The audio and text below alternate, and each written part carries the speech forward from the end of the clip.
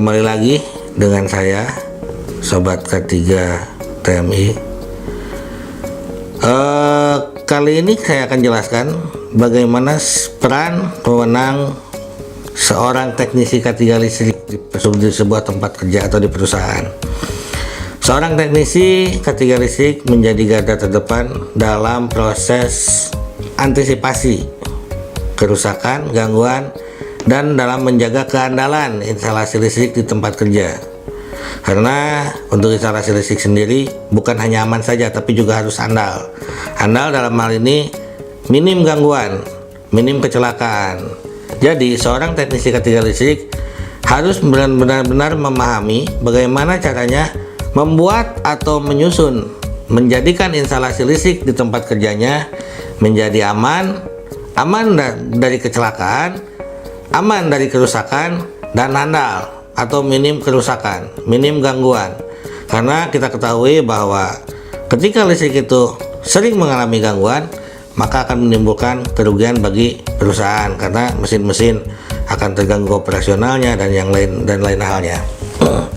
Oke, dalam proses pekerjaannya, seorang teknisi K3 listrik selain pemasangan, juga yang lebih sering dan lebih banyak pekerjaannya adalah di proses pemeliharaan.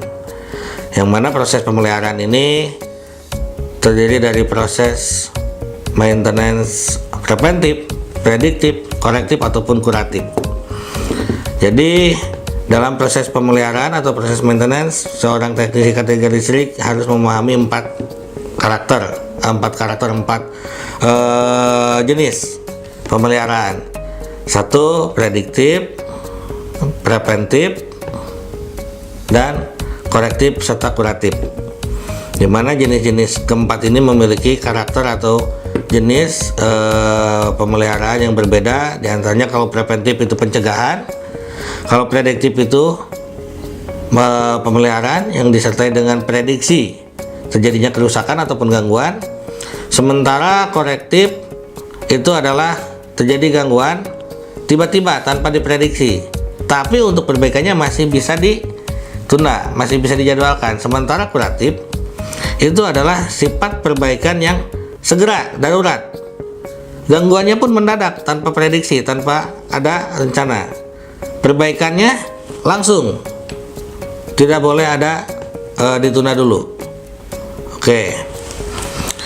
Untuk melakukan pemeliharaan, seorang teknisi K3 listrik tidak bisa menggunakan tangan kosong. Dalam proses pemeliharaan minimal seorang teknisi K3 listrik menggunakan alat untuk melakukan pengukuran. Jadi pemeliharaan itu diantaranya dilakukan pengukuran. Alat ukur yang bisa digunakan oleh seorang teknisi K3 listrik diantaranya adalah seperti yang ada di depan saya. Yang pertama adalah tidak pernah lepas dari seorang teknisi adalah ini test pen. Test pen ini adalah alat untuk mengukur adanya tegangan atau arus atau tidak. Contohnya seperti ini.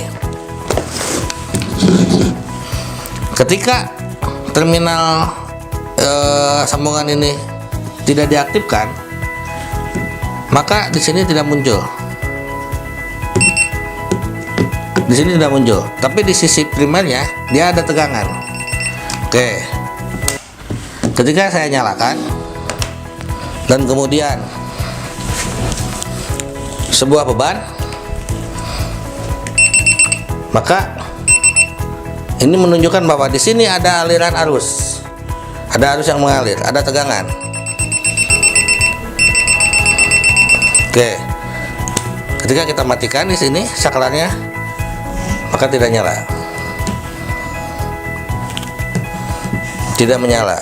Ketika saya aktifkan saklarnya, ini menunjukkan bahwa di kabel di pengantar ini ada arus yang mengalir. Oke, sama halnya dengan pemeriksaan pengecekan pintu panel. Biasa digunakan untuk pengecekan pintu panel. Apakah panel ini ada tegangannya? Biasanya digunakan untuk mengecek panel ketika diindikasikan ada arus yang bocor. Arus bocor dari penghantar masuk ke pintu panel, karena pintu panel biasanya terbuat dari plat besi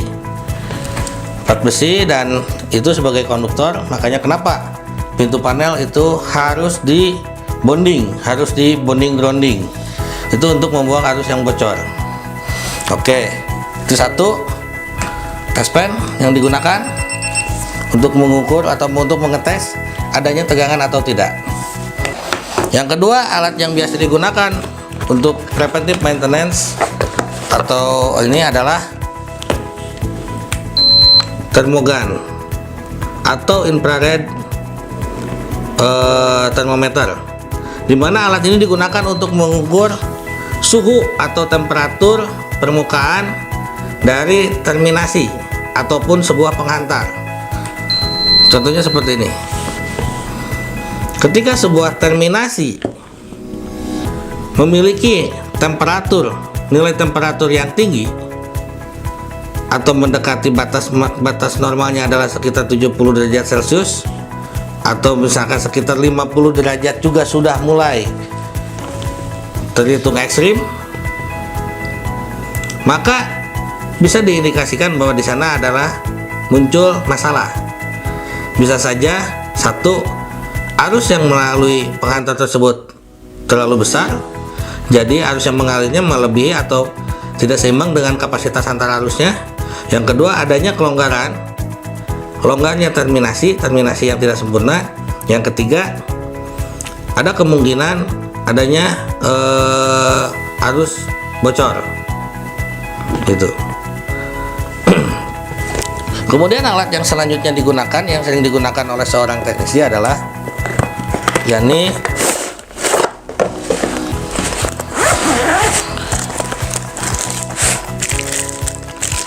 tang ampere.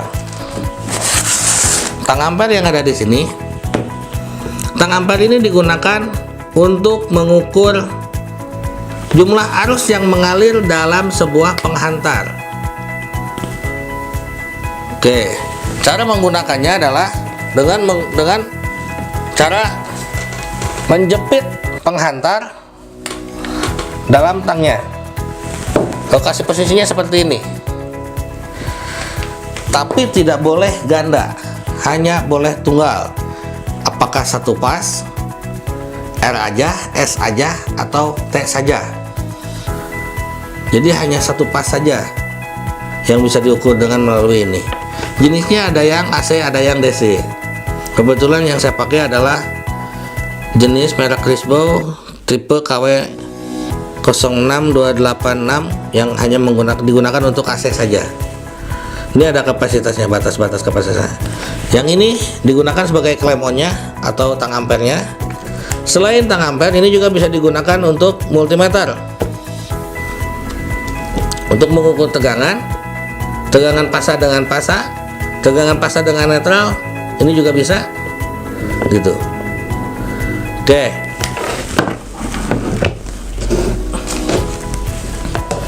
Ini adalah 3 alat standar minimal yang biasa digunakan oleh teknisi ketiga listrik untuk melakukan pemeliharaan harian.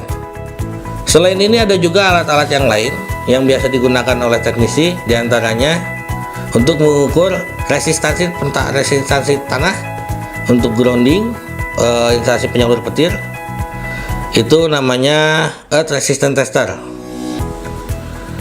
Kemudian ada juga yang disebut dengan Megger atau megaometer. Itu sebenarnya alatnya adalah insulation tester, alat untuk mengukur tahanan isolasi. Cuman mereknya ada Megger dan ada yang lain-lainnya. Oke, sekian dari saya, semoga bermanfaat.